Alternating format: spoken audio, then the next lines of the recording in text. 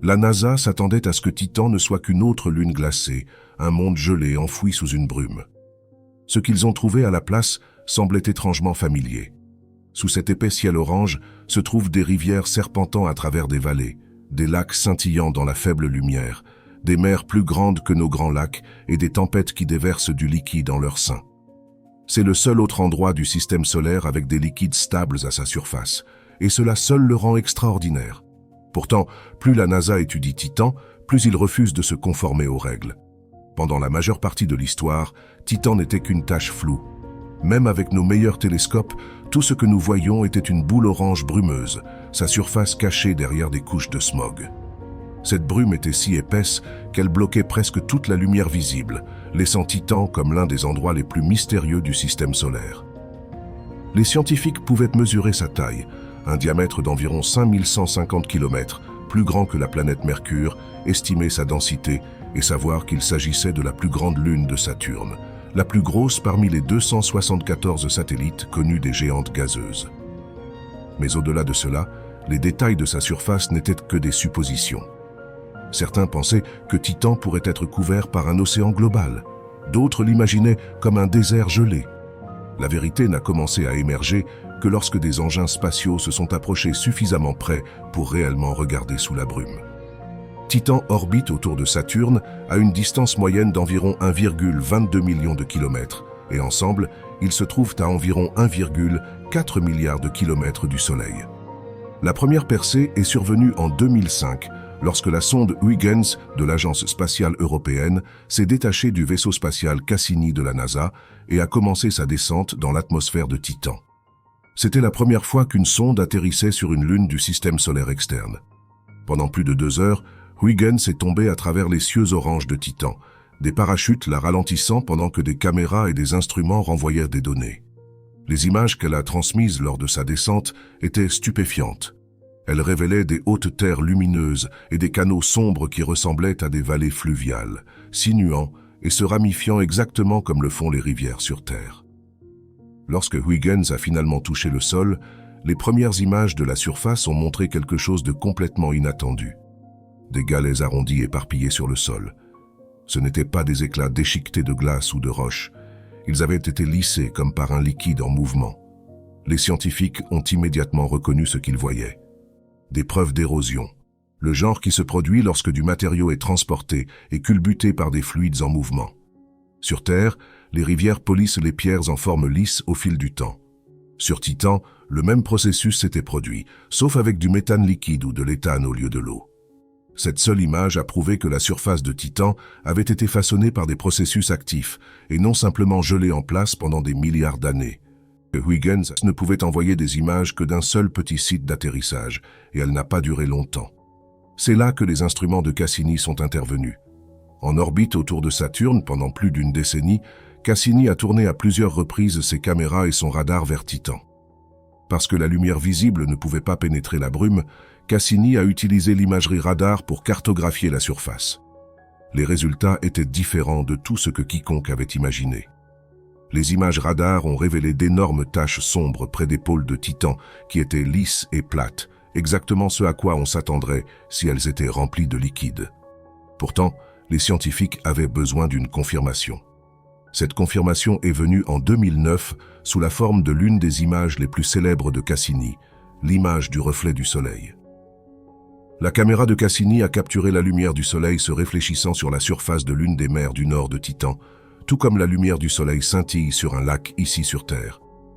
C'était la preuve irréfutable, la preuve que ces taches sombres n'étaient pas simplement de la glace plate ou du sol solide.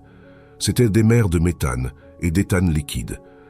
Pour la première fois, l'humanité avait la preuve qu'un autre monde avait des étendues d'eau liquide à sa surface. Les cartes radar de Cassini ne se sont pas arrêtées là. Elles ont révélé les contours d'énormes mers telles que Kraken Mare, Ligeia Mare et Punga Mare. Kraken Mare, seul est plus grand que tous les grands lacs d'Amérique du Nord réunis. Le radar a également mesuré les profondeurs, et à certains endroits, Kraken s'est avéré avoir plus de 100 mètres de profondeur, peut-être beaucoup plus. Cela signifie que Titan n'a pas seulement des flaques ou des lacs peu profonds. Il possède des mers profondes et vastes, capables de contenir des quantités stupéfiantes d'hydrocarbures liquides. Et ce n'étaient pas seulement les régions polaires qui ont surpris les chercheurs. Les bandes radars de Cassini à travers l'équateur de Titan ont découvert autre chose. Des champs de dunes sans fin.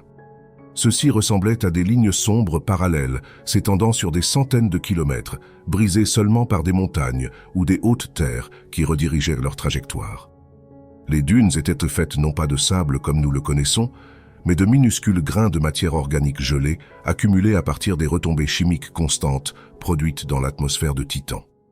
Les vents transportèrent ces grains et les empilaient en mer de dunes massives, donnant à Titan l'aspect, dans certaines régions, d'un monde désertique malgré ses températures glaciales. L'un des aspects les plus précieux de ces images est la quantité qu'elles révèlent sur les processus de surface de Titan. Les vallées fluviales dans les images de Huygens nous ont dit que l'érosion et l'écoulement de liquide avaient façonné le terrain. L'image du reflet du soleil a prouvé que les mers existent réellement, montrant que le cycle du méthane de Titan est actif aujourd'hui. Les cartes des dunes ont révélé une atmosphère capable de produire des vents constants assez forts pour transporter des matériaux sur de longues distances. Et les mesures de profondeur de Krakenmar ont prouvé que le cycle du méthane de Titan n'est pas une caractéristique de surface mince, mais un système à l'échelle mondiale avec des réservoirs assez profonds pour rivaliser avec les propres grandes étendues d'eau de la Terre. Ensemble, ces images ont transformé Titan d'un mystère brumeux en un lieu avec des paysages que nous pouvions reconnaître, même s'ils étaient construits sur une chimie extraterrestre. Elles nous ont montré un monde où la pluie tombe du ciel, les rivières creusent des vallées, les dunes marchent à travers les plaines et les mers s'étendent à travers les bassins polaires. Chaque image était une fenêtre directe sur des processus qui n'étaient autrefois que théoriques. Sans ces images, Titan serait encore des conjectures. Avec elles, il est devenu réel, un endroit que nous pourrions réellement imaginer en nous tenant debout, même si ce serait le rivage ou le désert le plus étrange que quiconque ait jamais vu. Ce qui distingue Titan de presque toutes les autres lunes, c'est qu'il n'est pas assis nu et exposé dans l'espace.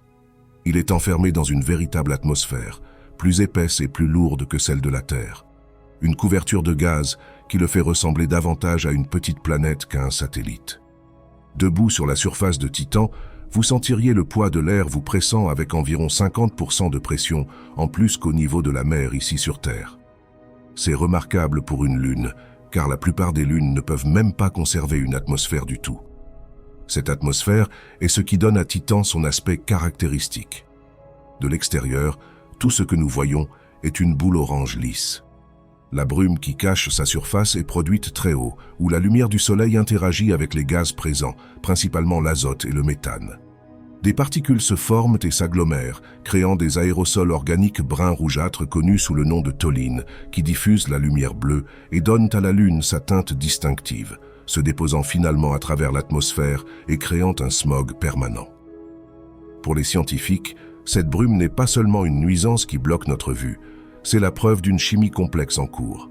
Les molécules sont constamment décomposées et reconstruites en composés organiques plus lourds. Au fil du temps, elles s'accumulent et tombent, recouvrant Titan d'une bruine constante de matériaux. Une autre caractéristique frappante est la façon dont l'atmosphère se déplace. Elle ne tourne pas simplement en synchronisation avec la Lune en dessous. Les données de Cassini ont montré que les vents en hauteur dans les cieux de Titan peuvent devancer la surface, créant ce que les chercheurs appellent la superrotation. Cela signifie que les couches supérieures de l'air font un tour complet autour de la planète plus rapidement que Titan lui-même ne tourne. En fait, alors que Titan met environ 16 jours terrestres pour tourner une fois, son atmosphère supérieure peut faire le tour de la Lune entière en seulement environ un jour terrestre, entraîné par de puissants vents zonaux atteignant jusqu'à 200 mètres par seconde, environ 16 fois plus vite que la surface de la Lune. Ce n'est pas le genre de comportement auquel on s'attendrait d'un monde gelé distant. Et cela nous dit que le système climatique de Titan a son propre rythme étrange, un rythme que les scientifiques travaillent encore à comprendre. Il y a aussi la question des saisons de Titan. Alors que Saturne orbite autour du Soleil, Titan s'incline et se déplace de manière à changer la quantité de lumière que chaque hémisphère reçoit. Ces différences subtiles sont suffisantes pour mettre des motifs en mouvement, construisant des cellules de circulation dans l'atmosphère qui changent avec le temps.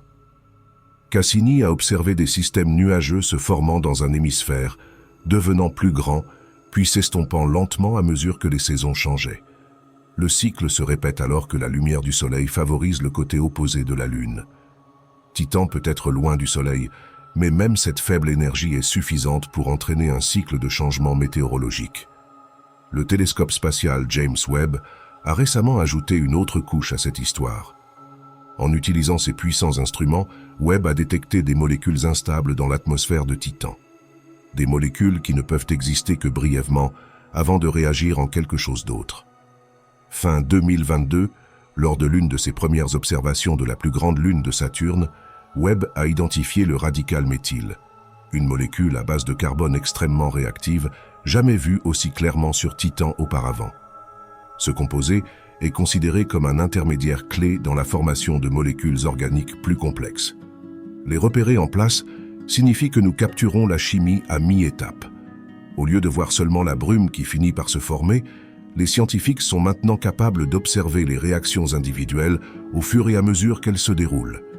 C'est la preuve la plus claire à ce jour que les cieux de Titan ne sont pas statiques. Ils sont vivants avec de l'activité. Ce que tout cela montre, c'est que l'atmosphère de Titan n'est pas seulement une coquille de gaz. C'est un système fonctionnel, assez dense pour façonner la circulation, assez actif pour changer avec les saisons, et chimiquement assez riche pour créer de nouveaux composés sur une base constante. Pour une lune aussi éloignée du Soleil, c'est extraordinaire. Le ciel de Titan est plus qu'une brume qui bloque notre vue. C'est un laboratoire en soi, un laboratoire qui remet en question nos idées sur la façon dont les atmosphères se comportent dans des endroits si différents de la Terre. Lorsque les scientifiques parlent de Titan, la conversation se tourne toujours finalement vers la chimie. Ce n'est pas surprenant car Titan est recouvert de matière organique de haut en bas. Elle est dans l'atmosphère, dans la brume, dans les dunes, et probablement mélangée dans les lacs et les mers. Mais la question clé est de savoir si cette chimie pourrait franchir des étapes vers quelque chose ressemblant à la vie, ou au moins les débuts de celle-ci. L'indice le plus important provient de l'approvisionnement constant de Titan en molécules complexes. Haut dans l'atmosphère, le rayonnement énergétique brise les gaz simples et déclenche une cascade de réactions. Le résultat est une production constante d'hydrocarbures et de composés azotés. Ces molécules deviennent plus complexes avec le temps, se collant ensemble pour former des particules qui dérivent vers le bas. Ce qui tombe à la surface n'est pas de la poussière aléatoire, mais un matériau riche en carbone et en azote, deux des éléments les plus critiques pour la vie sur Terre. À l'échelle des temps géologiques, cela a construit un revêtement épais à travers Titan, fournissant un stock chimique différent de tout ce que nous avons exploré ailleurs. La présence de lacs et de mers change encore l'équation. Ces étendues de liquide ne sont pas seulement des réservoirs passifs. Elles fournissent des environnements où les molécules peuvent se dissoudre, se mélanger et interagir. Sur Terre, la séparation des produits chimiques en compartiments a été l'une des premières étapes vers la biologie. C'est pourquoi une découverte récente a suscité tant d'enthousiasme. Dans des conditions similaires à celles de Titan, les simulations montrent que les molécules pourraient spontanément former des structures ressemblant à des vésicules. Ce sont de petits compartiments en forme de bulles, avec un intérieur et un extérieur. Sur Terre, les membranes cellulaires sont faites de lipides, mais sur Titan, les chercheurs proposent que différentes molécules stables dans le méthane liquide pourraient former des frontières similaires. Le concept est parfois appelé azotosome. De nouvelles études suggèrent que la météo active de Titan, sa pluie de méthane, son évaporation et ses vents pourraient aider ceux-ci à se former et à s'accumuler au fil du temps. Ils pourraient même protéger des molécules organiques fragiles, comme celles détectées par Cassini, et leur donner un espace sûr pour réagir et se combiner en formes plus complexes. Si de tels compartiments peuvent se former, même temporairement, ils fournissent un endroit pour que la chimie devienne plus organisée. Et l'organisation est un ingrédient clé dans la recette de la vie. Bien sûr, les conditions de Titan sont extrêmes. Les températures de surface planent autour de moins 180 degrés Celsius, donc les taux de réaction lents sont un obstacle sérieux. La vie, telle que nous la connaissons, repose sur l'eau liquide et des conditions relativement chaudes pour permettre à la chimie de se déplacer assez rapidement pour se maintenir. Titan n'offre ni l'un ni l'autre, mais cela ne signifie pas qu'il n'a rien à nous apprendre. Même sans biologie active, les réactions chimiques qui s'y déroulent peuvent refléter étroitement la chimie prébiotique qui a préparé le terrain pour la vie sur la Terre primitive. En ce sens, Titan sert de laboratoire que nous ne pourrions jamais construire nous-mêmes. une expérience naturelle fonctionnant à l'échelle planétaire depuis des milliards d'années. La possibilité d'un océan caché sous la croûte de Titan rend les choses encore plus intrigantes. On pense que cet océan est de l'eau mélangée à de l'ammoniac, maintenu liquide par la chaleur et la pression interne. Contrairement à la surface, il pourrait être plus hospitalier aux réactions similaires à celles qui ont autrefois conduit à la vie ici. Si le matériau de la surface échange jamais avec cet océan intérieur par des fractures ou des éruptions cryovolcaniques, alors Titan pourrait héberger deux laboratoires parallèles. L'un testant une chimie exotique à base de méthane à la surface et l'autre testant une chimie à base d'eau en dessous. Pour les scientifiques, cette double nature est ce qui rend Titan si précieux. Il ne nous montre pas seulement un chemin vers la complexité. Il démontre deux chemins très différents coexistant dans le même monde. En l'étudiant, nous ne cherchons pas seulement la vie directement. Nous testons la flexibilité des conditions pour la vie, combien de routes la chimie peut emprunter avant de se transformer en biologie. Et si ce qui s'est passé sur Terre n'est qu'un exemple parmi de nombreuses histoires possibles. C'est pourquoi Titan est devenu l'une des cibles les plus importantes dans la recherche d'habitabilité. Il nous pousse à penser au-delà des frontières familières. Il nous force à nous demander si la vie nécessite vraiment la recette que nous connaissons ou si elle peut émerger d'ingrédients et de processus qui ne ressemblent en rien aux nôtres. Titan n'hébergera peut-être jamais d'organismes que nous reconnaîtrions, mais il nous montre déjà que les éléments constitutifs de la complexité ne sont pas confinés à la Terre. Malgré tous les progrès réalisés avec Cassini et Huygens, ces missions ne pouvaient nous donner qu'une partie de l'histoire de Titan. Huygens a atterri une fois à un endroit et a duré quelques heures. Cassini a orbité autour de Saturne pendant plus d'une décennie, mais ne pouvait étudier Titan que d'en haut. Pour comprendre Titan en détail, les scientifiques ont besoin d'un moyen de l'explorer directement à travers plusieurs endroits pendant des années à la fois. C'est là qu'intervient la prochaine mission de la NASA. Dragonfly est différent de tout ce que nous avons envoyé vers un autre monde auparavant. Au lieu d'un rover qui rampe le long du sol ou d'un atterrisseur stationnaire, Dragonfly est un véhicule volant. Il est construit avec 8 rotors comme un drone surdimensionné, et il est conçu spécifiquement pour les conditions uniques de Titan. L'atmosphère dense et la gravité plus faible rendent le vol plus facile là-bas que sur Terre. Avec beaucoup moins de poids à soulever et un air plus épais contre lequel pousser, un engin qui aurait du mal ici peut parcourir de longues distances sur Titan avec relativement peu d'énergie. Cet avantage signifie que Dragonfly ne sera pas piégé en un seul endroit. Il peut décoller, explorer le terrain et voler vers des sites d'atterrissage entièrement nouveaux, ouvrant un type d'exploration que nous n'avons jamais essayé auparavant sur une autre planète ou lune. Le plan est que Dragonfly soit lancé en 2028 et arrive sur Titan au milieu des années 2030. Une fois qu'il touchera le sol, sa première maison sera dans la région équatoriale connue sous le nom de champ de dunes de Shangri-La. De là, il élargira progressivement son rayon d'action, sautant de site en site.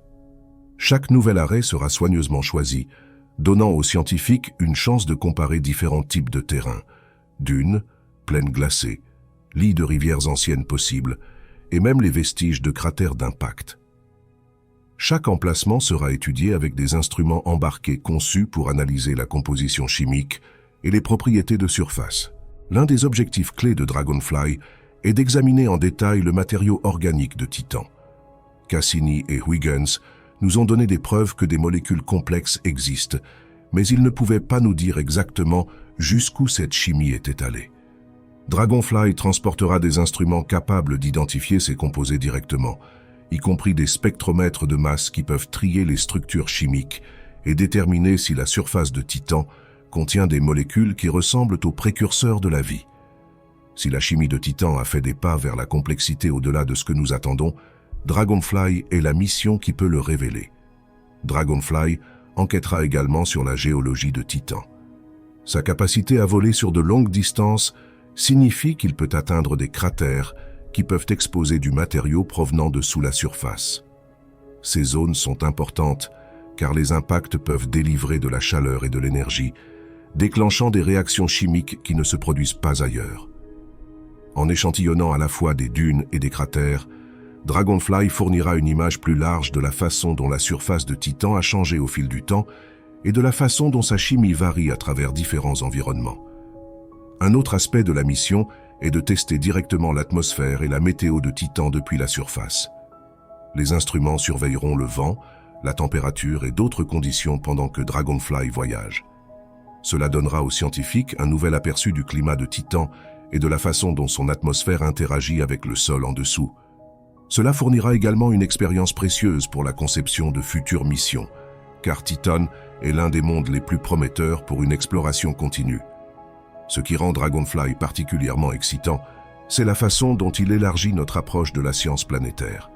Sur Mars, les rovers ont changé la façon dont nous étudions les planètes en nous donnant la mobilité.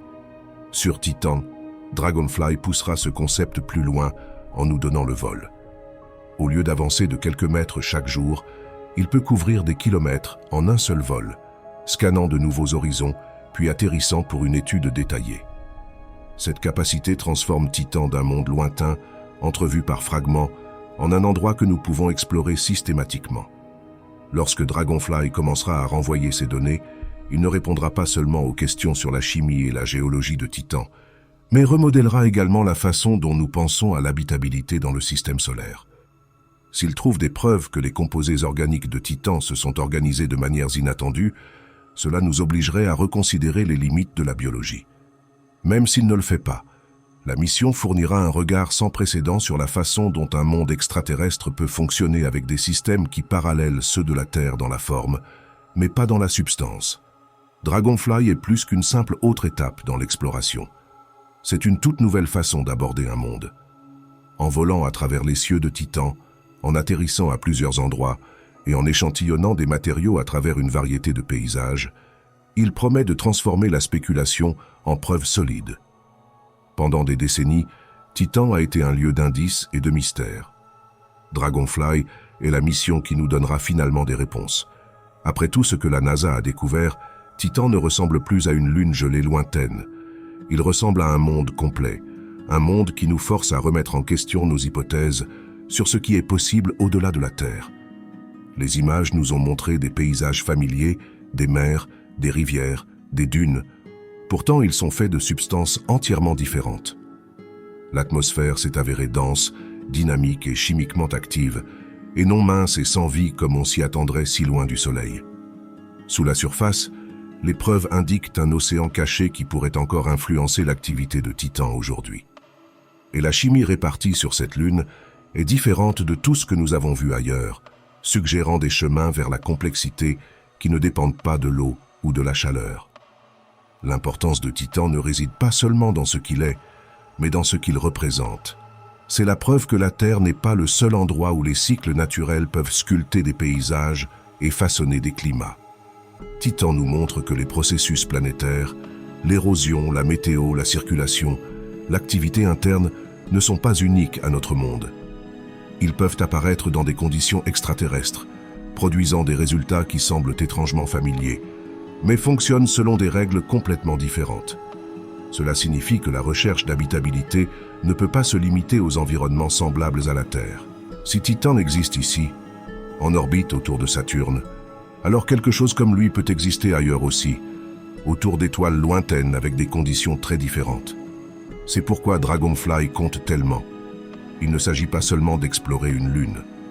Il s'agit de tester les limites de l'habitabilité elle-même.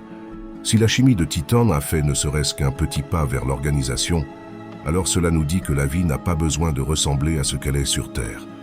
Si au contraire la chimie est restée purement chimique, Titan nous donne toujours l'exemple le plus clair de la complexité que les systèmes prébiotiques peuvent atteindre sans que la biologie ne démarre jamais.